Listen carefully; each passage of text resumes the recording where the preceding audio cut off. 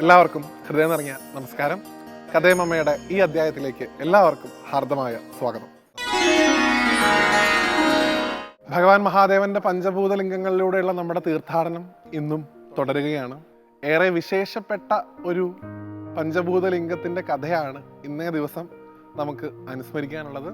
രാഹുദോഷങ്ങളുമായിട്ട് ബന്ധപ്പെട്ട് ബുദ്ധിമുട്ടുന്ന മനുഷ്യരൊക്കെ തന്നെ അഭയസ്ഥാനായിട്ട് കാണുന്ന ഭഗവാന്റെ വായുലിംഗം ഇരിക്കുന്ന സാക്ഷാൽ ശ്രീകാളഹസ്തിയെ കുറിച്ചാണ് നമ്മൾ ഇന്നത്തെ അധ്യായത്തിൽ സംസാരിക്കുന്നത്.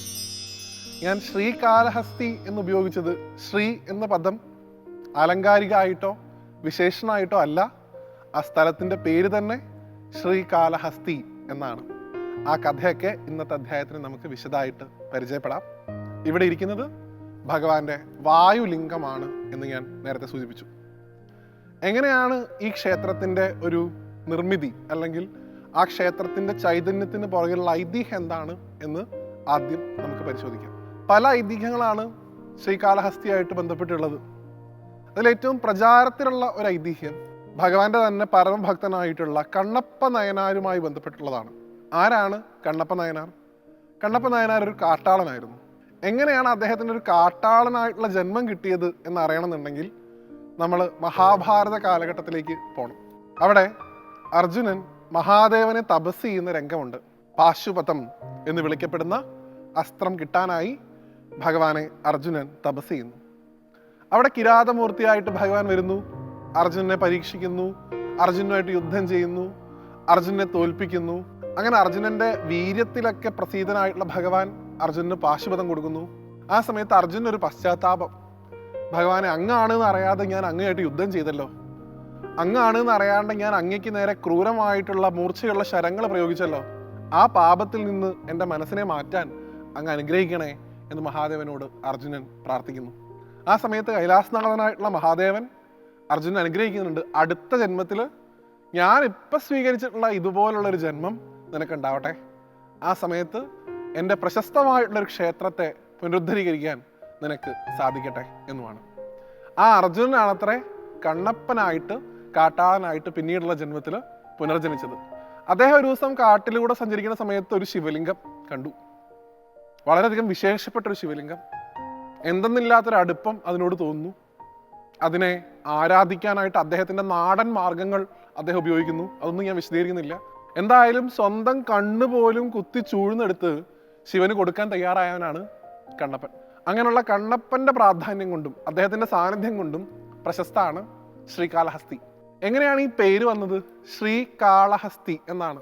ശ്രീ എന്ന ശബ്ദം കൊണ്ട് മഹാലക്ഷ്മി എന്ന് മാത്രമല്ല അർത്ഥം, അതിന് ചിലന്തി എന്നും അർത്ഥമുണ്ട്, വിഷം എന്ന അർത്ഥമുണ്ട്. കാല എന്ന ശബ്ദത്തിന് കറുപ്പ് എന്ന് മാത്രമല്ല, അതിന് പാമ്പ് എന്ന അർത്ഥമുണ്ട്. ഹസ്തി എന്ന ശബ്ദത്തിന് ആന എന്നാണ് അർത്ഥം. ഈ മൂന്ന് പേരുമാണ് ഈ ഒരു ക്ഷേത്രത്തിന്റെ നിർമ്മിതിക്ക് കാരണം. ആ ശിവലിംഗത്തിലും ഈ മൂന്ന് പേരുടെയും രൂപങ്ങൾ കാണാൻ സാധിക്കും. ഒരു ചിലന്തിയുണ്ട്, ഒരു ആനയുണ്ട്, ഒപ്പം തന്നെ ഒരു പാമ്പുണ്ട്. ഈ മൂന്ന് പേരും ചേർന്നാണ് ആ ക്ഷേത്രം ഉണ്ടാക്കിയതെന്നാണ്. ആ ശിവലിംഗം ഏതോ പ്രാചീന കാലം മുതൽ അവിടെ ഉണ്ട്. അപ്പൊ ചിലന്തിക്ക് തോന്നി അതിനെ എങ്ങനെയാണോ നമ്മൾ ജംബുദ്വീപത്തിന്റെ കഥ പറഞ്ഞത് അതുപോലെ ഒരു വലയൊക്കെ കെട്ടി സംരക്ഷിക്കാം. ആനയ്ക്ക് തോന്നി എല്ലാ ദിവസവും അവിടെ വന്ന് ധാര നടത്താം. പാമ്പിന് തോന്നി അമൂല്യങ്ങളായിട്ടുള്ള നാഗമാണിക്യം കൊണ്ട് അതിനെ അർച്ചിക്കാം എന്നാണ്. അപ്പൊ രാത്രി പാമ്പ് വന്ന് മാണിക്യം കൊണ്ട് അർച്ചിക്കും, രാവിലെ ആന വന്ന് ഈ മാണിക്യക്കല്ലൊക്കെ തട്ടി നീക്കി അവിടെ ജലധാര നടത്തും. ആ സമയത്ത് പാവം ചെലന്തി കെട്ടിയ ആ വല തകർന്നു പോവുകയും ചെയ്യും. കഴിഞ്ഞ കഥയിൽ നമ്മൾ കേട്ടതുപോലെ തന്നെ ഇവിടെയും ഈ ആനയ്ക്ക് ആ ധാര നടത്തുന്ന സമയത്ത് തൻ്റെ ഈ ആരാധന മുടക്കുന്ന ആ ആനയെ കൊല്ലാനായിട്ട് ചിലന്തി അതിൻ്റെ ഉള്ളിലൂടെ, ആ തുമ്പിക്കൈയുടെ ഉള്ളിലൂടെ പ്രവേശിച്ചു എന്നും മസ്തകത്തിൽ കൊട്ടുമെന്നും അതേസമയവും പാമ്പും കയറിയെന്നും ആ പാമ്പും ചേർന്ന് ആനയെ കൊത്തിയെന്നും ആന ആ ഒരു വെപ്രാളത്തിൽ ശിവലിംഗത്തിൽ പോയി തൻ്റെ മസ്തകം ഇടിച്ചു എന്നും ആ സമയത്ത് ഒരേ സമയം ആനയും പാമ്പും ചെലന്തിയും മോക്ഷത്തെ കൈവരിച്ചു എന്നുമാണ്. അവരുടെ ജന്മം കൊണ്ട്, അവരുടെ ആ ജീവത്യാഗം കൊണ്ടാണ് ആ ക്ഷേത്രം അതിൻ്റെ ആ പേര് ശ്രീകാളഹസ്തി എന്ന പേരിലേക്ക് മാറിയത്. ഇവിടെ ശിവനെ ആരാധിച്ചിരുന്ന ഏറ്റവും വലിയ ഭക്തന്റെ പേരാണ് കണ്ണപ്പ നയനാർ എന്ന് ഞാൻ പറയുകയും ചെയ്തു. അവിടെ വായു കടക്കാത്ത ശ്രീകോവിലാണ്, വായുലിംഗമാണ് അവിടെ ഇരിക്കുന്നത്. വായു കടക്കാത്ത ശ്രീകോവിലായിട്ടും അതിനുള്ളിലെ ദീപനാളങ്ങൾ ഒരു പ്രത്യേക താളത്തിൽ ഇങ്ങനെ ഇളകുന്നത് കാണാം എന്നാണ്. എവിടെ നിന്നാണ് ആ ഒരു ഇളക്കം, ആ ഒരു വായുവിൻ്റെ സഞ്ചാരം, വായു കടക്കാത്ത ശ്രീകോവിലിൽ വരുന്നത്? അതിനർത്ഥമായിട്ട് മഹാത്മാക്കൾ പറയാറുണ്ട്, ആ ശിവലിംഗം ശ്വാസം എടുക്കുകയും ഉച്ഛ്വസിക്കുകയും ചെയ്യുന്നുണ്ട് എന്നാണ്. ആ ശിവലിംഗത്തിൻ്റെ ശ്വാസോച്ഛ്വാസമാണ് അവിടെ കത്തിച്ചു വെച്ചിരിക്കുന്ന ദീപനാളങ്ങളുടെ ആ ചലനത്തിന് കാരണം. ഇതൊക്കെ ഇന്നും ജീവിക്കുന്ന പ്രപഞ്ച സത്യങ്ങളായിട്ട് നമുക്ക് പോയി കാണാൻ സാധിക്കും. പഞ്ചഭൂതലിംഗങ്ങളിൽ 4 ശിവലിംഗങ്ങളും തമിഴ്നാട്ടിലായപ്പോൾ ഒരു ശിവലിംഗം മാത്രം, വായുലിംഗം മാത്രം ഇരിക്കുന്നത് ആന്ധ്രാപ്രദേശിലാണ്.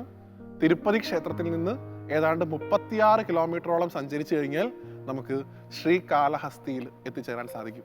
ജാതക സംബന്ധമായിട്ട് ദോഷം അനുഭവിക്കുന്ന ആളുകളിൽ അതിൽ തന്നെ ഏറ്റവും പ്രസിദ്ധമായിട്ടുള്ള രാഹുദോഷങ്ങളുടെ പരിഹാര കേന്ദ്രമായിട്ടാണ് ശ്രീകാളഹസ്തിയെ കാണുന്നത്.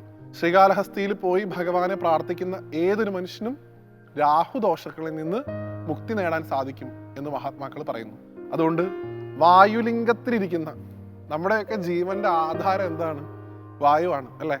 നമ്മൾ അകത്തേക്കും പുറത്തേക്കും എടുക്കുന്ന ഈ ശ്വാസത്തിനനുസരിച്ചിട്ടാണ് ജീവൻ എന്ന് പറയുന്ന ഒരു ചൈതന്യം നമ്മുടെ ഉള്ളിൽ വിളങ്ങുന്നത്. ആ ശ്വാസത്തിൻ്റെ, ആ വായുവിൻ്റെ മൂലസ്വരൂപമായിരിക്കുന്ന ശിവലിംഗമാണ് ശ്രീകാളഹസ്തിയിലുള്ളത്.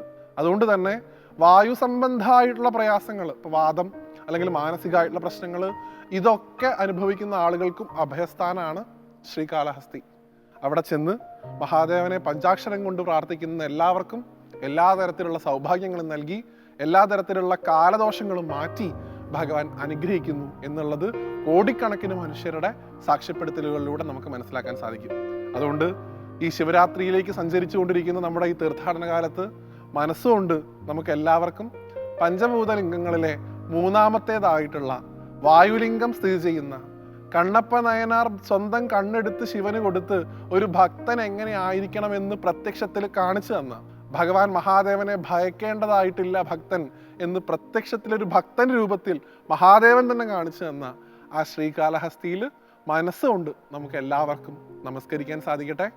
ഇന്നേ ദിവസവും ശ്രീകാളഹസ്തിയിൽ ഇരിക്കുന്ന ഭഗവാനെ ധ്യാനിച്ചുകൊണ്ട് കുടുംബസമേതം സന്ധ്യാദീപം കാണുന്ന, കഥേമമ്മ കാണുന്ന എല്ലാ ഭക്തരും ഒരുമിച്ചിരുന്നുകൊണ്ട് പഞ്ചാക്ഷരം ജപിച്ചുകൊണ്ട് ആ പഞ്ചാക്ഷരത്തിൻ്റെ പുണ്യം മഹാദേവനിലേക്ക് അർപ്പിച്ചുകൊണ്ട് ഈ വരുന്ന ശിവരാത്രി ഏറ്റവും അനുഗ്രഹീതമാക്കി തരണമേ എന്ന് ഭഗവാനോട് പ്രാർത്ഥിച്ചുകൊണ്ട് കാളഹസ്തിയുടെ മാഹാത്മ്യം നമ്മളിവിടെ അവസാനിപ്പിക്കുകയാണ്.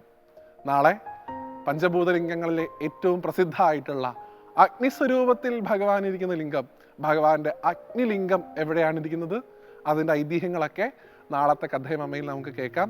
ഇന്നേ ദിവസം ശ്രീകാളഹസ്തിയിൽ ഇരിക്കുന്ന ഭഗവാനെ ഒരിക്കൽ കൂടി നമസ്കരിച്ചുകൊണ്ട് ഈ അധ്യായത്തിൽ നിന്ന് വിടവാങ്ങുന്നു. എല്ലാവർക്കും നന്ദി, നമസ്തേ.